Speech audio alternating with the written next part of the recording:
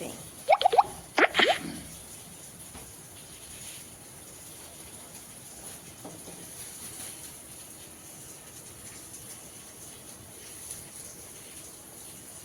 কি কি সবজি কেটেছো তুমি? কেটেছি ফুলকপি, কেটেছি গাজর, বিন, ব্রকলি। শাক বলতে মানে কি শাক? এটা দেখি, দেখাও কি শাক।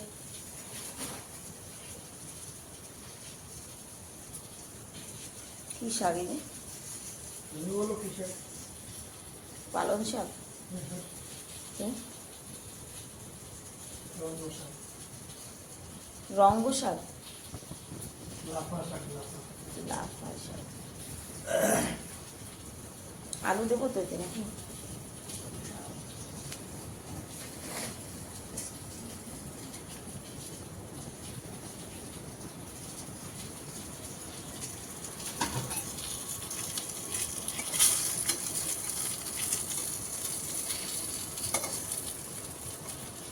যা বললো রেডি হবে।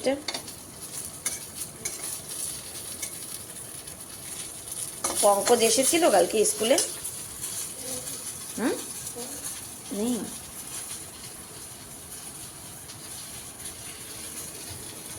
এগুলো হবে স্যালাড, গাজর, বিনস, ব্রকলি, আর কি আলু। আলুও দিয়েছে এর মধ্যে আজকে। শুধু লবণ দিয়ে বয়েল করা হচ্ছে।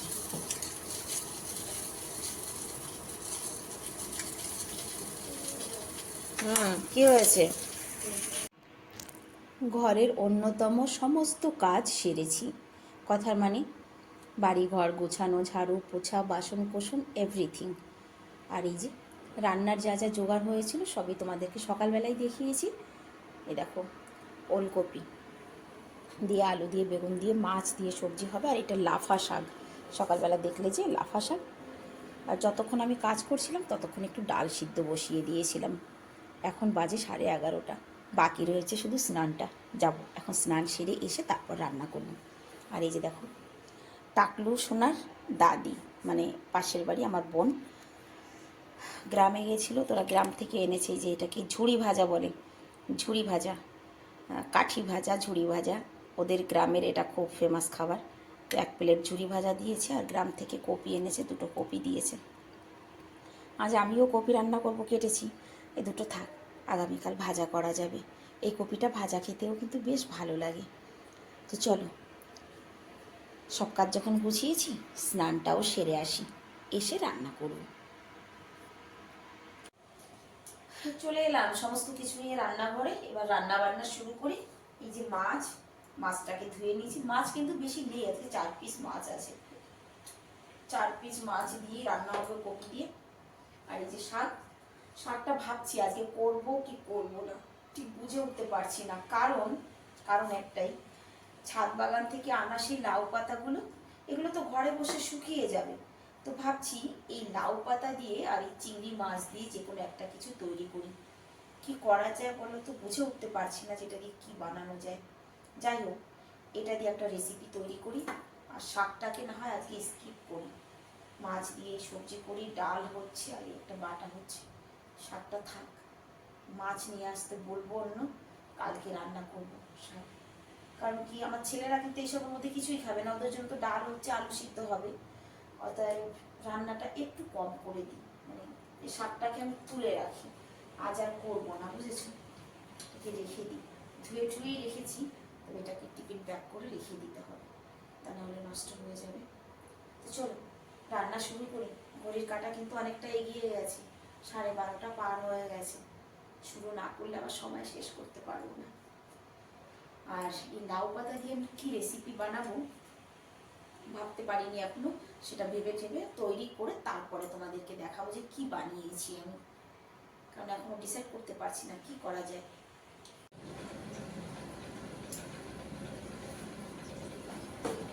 মাছ ভাজা হয়ে গেছে, আর এদিকে সবজিটা বসিয়ে দিয়েছি। আলু বেগুনটাকে একটুখানি ভেজে নেব, তা নাহলে না সবজি মানে ওই কপির মধ্যে বেগুন দিয়ে রান্না করলে বেগুনের একটা কেমন গন্ধ থাকে, ওই জন্য বেগুনটাকে একটু লাল লাল করে ভেজে নেব। আর আজকে ডালটা টমেটো দিয়ে আর শুকনো লঙ্কা ফোড়ন দিয়ে টক ডাল বানাবো। মানে আজকে আবার অন্যরকম করে বানাবো। টমেটো কেটে নিয়েছি বেশি করে, শুকনো লঙ্কা ফোড়ন দেবো আর সর্ষে দেবো ফোড়ন। একটু আলাদা আলাদা রকম করে, মানে এক একদিন এক এক রকম করে আমি ডালের তড়কা লাগাই। আর এদিকে চিংড়ি মাছটা কি করেছিলাম, কয়েক কোয়া রসুন, কাঁচা লঙ্কা আর জিরে, মানে কালো জিরে না, শুধু জিরে দিয়ে সুন্দর করে ভেজেছি শাক দিয়ে মাছ দিয়ে। এটাকে দেখি মিক্সিতে করবো, তা না পাটায় বাটবো। আগে মিক্সিতে ট্রাই করবো, যদি হয়ে যায়, মানে শর্টকাট, আজকাল সবাই শর্টকাট যায়, তাই যদি হয়ে যায় খুব ভালো কথা, না হলে তো আছি কঠিন কাজ করছি। শিলবো একটা বাটি, ওটা করে নেব।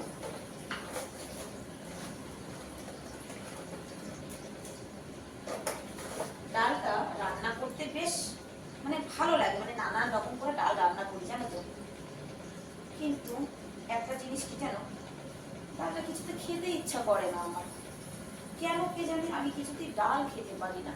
মন চায় ডাল খাবো, ডাল রান্না করি, অনেকেই বলে তুমি না খুব সুন্দর ডাল রান্না করো, তখন মনে মনে ভাবি আমি একদিন খেয়ে দেখবো, কিন্তু না, সর্ষে দিলাম একটু বেশি করে।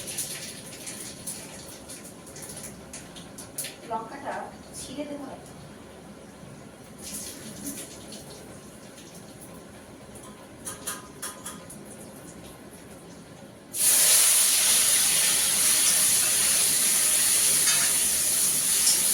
ভালো করে সবার জমাকে ধুতে নেবো, তারপরে ডাল দেবো। তাহলে বেশ একটা টক টক ভাব হবে ডালের মধ্যে।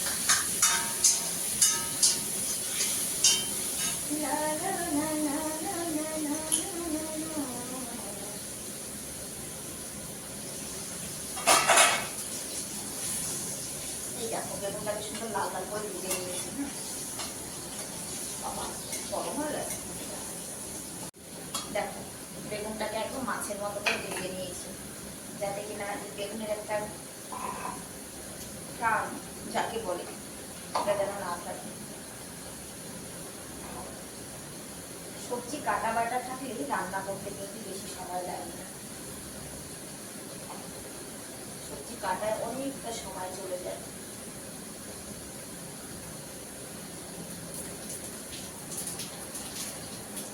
ওলকপিটা, কপির মধ্যে সব থেকে ভালো লাগে আমার কাছে ওলকপিটা খেতে, তারপরে বাঁধাকপি। ফুলকপিটা না তেমন নয়। তবে হ্যাঁ, আমার ঠাকুমা রান্না করতো খুব সুন্দর, যেমন ওলকপি মানে ছিঁড়ে ছুঁড়ে দিয়ে রান্না করতো, তবে খেতে কিন্তু দারুণ লাগতো।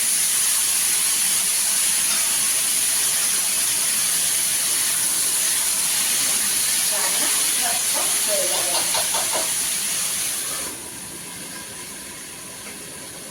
ডালটা সোমবারে দিয়ে হয়ে গেছে। দেখো টমেটোটা একেবারে চাটনি হয়ে গেছে।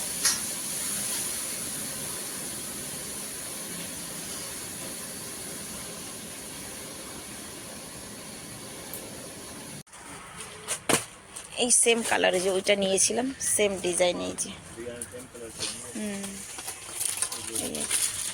আমার ছেলে সারাক্ষণ খালি ব্লু আর ব্লু। এই সোয়েটারটা দেখো, এটা দেখো এরকম আসা সাদা শুধু ऐसा कहाँ है? ये वाला अच्छा ये अच्छा लग रहा है, खोलिए। ये वाला निकाल, और इसका दूसरा कलर एक ये भी देख सकते हैं। नहीं, इसको ही खोलिए इसी को ही खोलिए, ब्लू तो है ही नहीं। और डिमांड ब्लू, कलर ज्यादा आ रहा ब्लू नाले ब्लैक।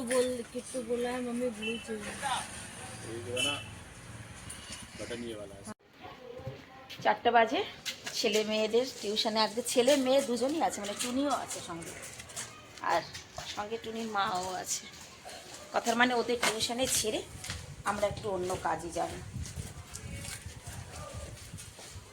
উচকুটা ঘুমাচ্ছে, মানে টাকলু ঘুমাচ্ছে, ওকে ঘুম পাড়িয়ে রেখে যাওয়া হচ্ছে, দাদির কাছে রয়েছে।